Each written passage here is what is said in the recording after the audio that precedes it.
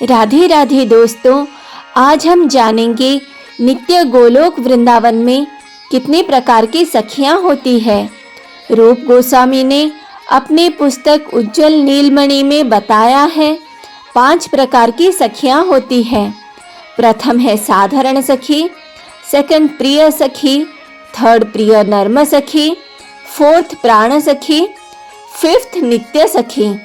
प्रथम प्रकार की सखी को सखी या साधारण सखी कहते हैं।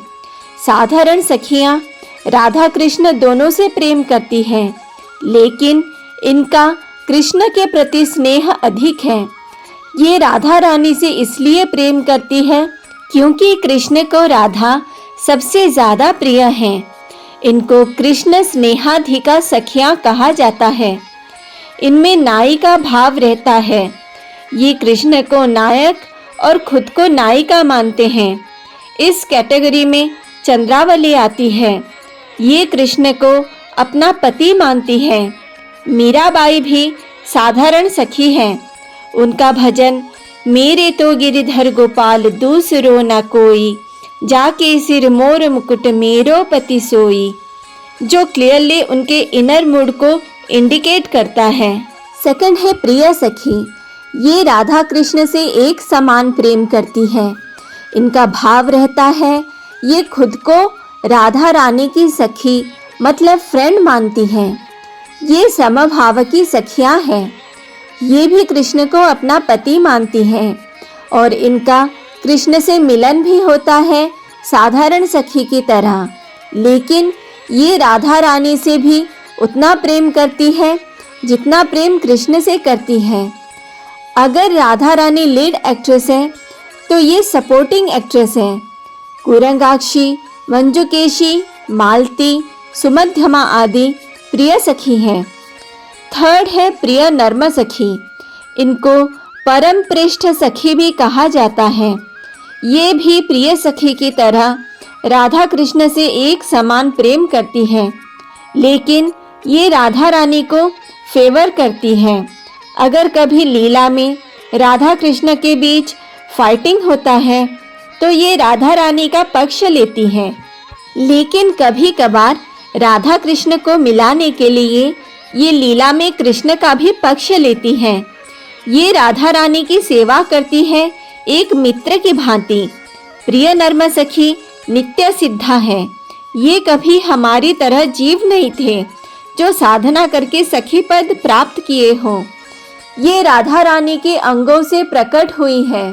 जो साधक इन प्रिय नर्म सखी को फॉलो करता है वो सिद्धावस्था में भगवत प्राप्ति के बाद प्रिय सखी बनता है।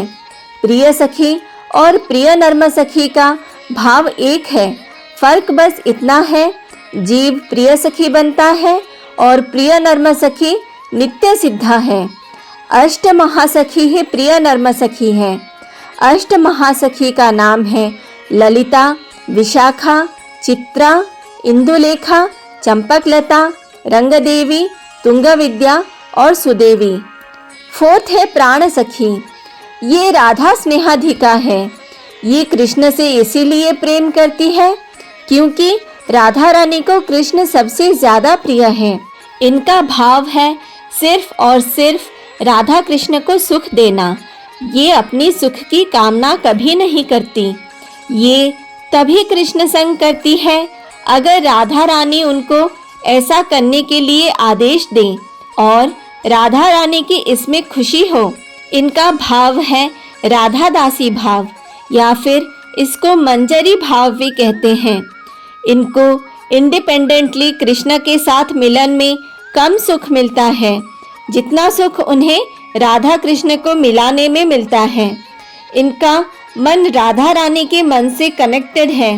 राधा रानी का जब कृष्ण से मिलन होता है, राधा रानी जैसा फील करती है और जो आनंद भोगती है वो सब मंजरियों को भी फील होता है और उन्हें भी वही आनंद प्राप्त होता है।